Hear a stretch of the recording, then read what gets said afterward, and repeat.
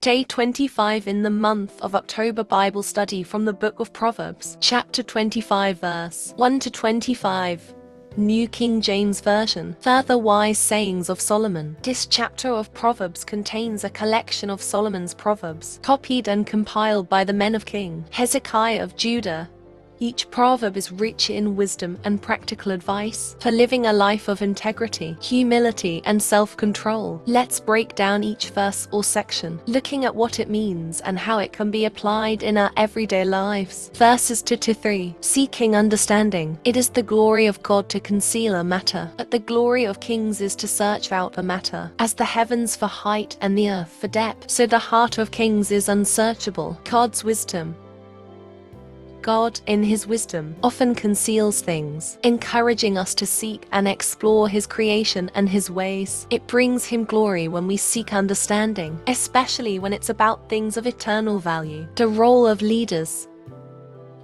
Kings and leaders also have the privilege of searching out matters, uncovering truths, and making wise decisions. However, like the vastness of the heavens and depths of the earth, understanding the full intentions or thoughts of a leader can be difficult. Imagine a complex mystery novel. The writer holds all the answers, but it's up to the reader to find clues and understand the plot. In life, we may not have all the answers, but the pursuit of knowledge and understanding brings value and growth. Verses 4 to 5. Purity and leadership. Take away the dross from silver, and it will go to the silversmith for jewelry. Take away the wicked from me for the king, and his throne will be established in righteousness. Refining silver.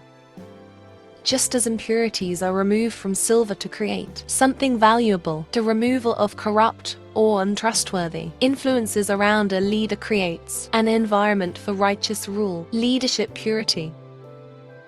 For a leader to be successful and respected, those around them should also embody integrity. Think of a sports team. If there's a player who constantly breaks rules or disrupts practice, it impacts the whole team. Removing disruptive influences ensures a strong, unified effort toward winning. Verses 6 to 7. Humility before authority. Do not exalt yourself in the presence of the king, and do not stand in the place of the great, for it is better that he say to you, "Come up here," than that you should be put lower in the presence of the prince, whom your eyes have seen. Humility over self-promotion. It's wiser to let others recognize your worth rather than promoting yourself. Humility often leads to honor, whereas arrogance can lead to embarrassment. Waiting for recognition. Recognition should come from others, especially from those in authority, rather than forcing oneself into the spotlight. Imagine a job interview. It's better for the interviewer to recognize your skills and invite you to a higher position than for you to boast, only to be told you don't qualify. Verses 8 to 10. Resolve conflicts privately. Do not go hastily to court, for what will you do in the end? When your neighbor has put you to shame, debate your case with your neighbor, and do not disclose the secret to another, lest he who hears it expose your shame, and your reputation be ruined. Seek private resolution. Solomon warns against quickly taking disputes to a public forum or court. Instead, first try to resolve issues privately with the person involved. Guarding reputations.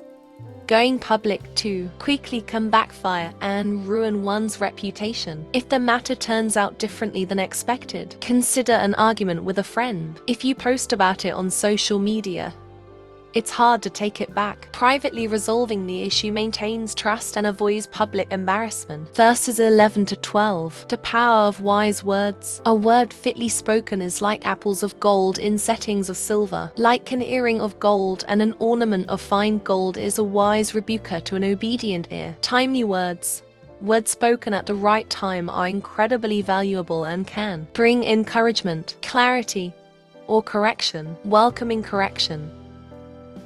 A wise person sees the value in gentle correction, just as fine jewelry enhances one's appearance. Think of a friend who knows exactly what to say when you're struggling, or who kindly corrects you when you're wrong. Their words can have a lasting, positive impact on your life. Verses 13 to 15. Faithfulness and patience. Like the cold of snow in time of harvest is a faithful messenger to those who send him, for he refreshes the soul of his masters. By long forbearance a ruler is persuaded, and a gentle tongue breaks a bone. Faithful messengers. A dependable person brings relief and trust to others, much like cold water refreshes on a hot day. Power of patience. Patience and gentleness are powerful tools that can soften even the hardest of hearts. Think of a co-worker who consistently does their job well. Their reliability makes the whole team better. Similarly, patience and gentle words in difficult situations can often break down resistance better than harshness. Verses 16-17. Moderation and boundaries. Have you found honey? Eat only as much as you need, lest you be filled with it and vomit. Seldom set foot in your neighbor's house, lest he become weary of you and hate you. Moderation in enjoyment. Solomon reminds us that even good things should be enjoyed in moderation. Respecting boundaries.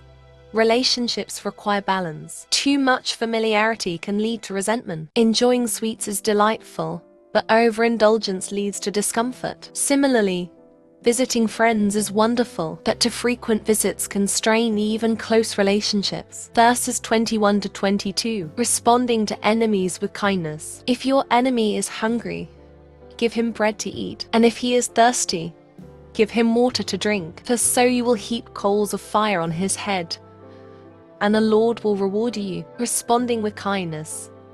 This passage teaches that kindness to our enemies can prompt them to change. Instead of revenge, showing compassion has the power to disarm hostility. God's reward. God sees our actions and will reward kindness shown to those who may not deserve it. Imagine someone who has spoken harshly about you, but instead of retaliating, you show them kindness. This response can surprise and potentially change their attitude. Verses 27-28. Self-control and humility. It is not good to eat much honey, so to seek one's own glory is not glory. Whoever has no rule over his own spirit is like a city broken down, without walls. Self-control and moderation. Too much self-praise or indulgence is damaging. True strength lies in controlling one's impulses and emotions. Protection in discipline. Without self-control, we are vulnerable, like a city without walls. Discipline protects us from making impulsive decisions that may lead to regret. Think of a person who constantly boasts about their achievements. While they may get attention, people may eventually grow tired of the self-promotion. True respect comes from humility and discipline. These proverbs offer timeless wisdom on humility, patience, self-control, and kindness. Applying these principles in our daily lives leads to harmony in relationships, a solid reputation, and ultimately, a life that reflects the wisdom of God. Solomon's sayings encourage us to live with integrity, always seeking to grow in understanding, humility, and kindness toward others. Karma. May the good Lord bless His word in our hearts and help us to be doers of His word. In Jesus' mighty name, Amen. Kindly subscribe and turn on post notification for more prayers and Bible reading. God bless you.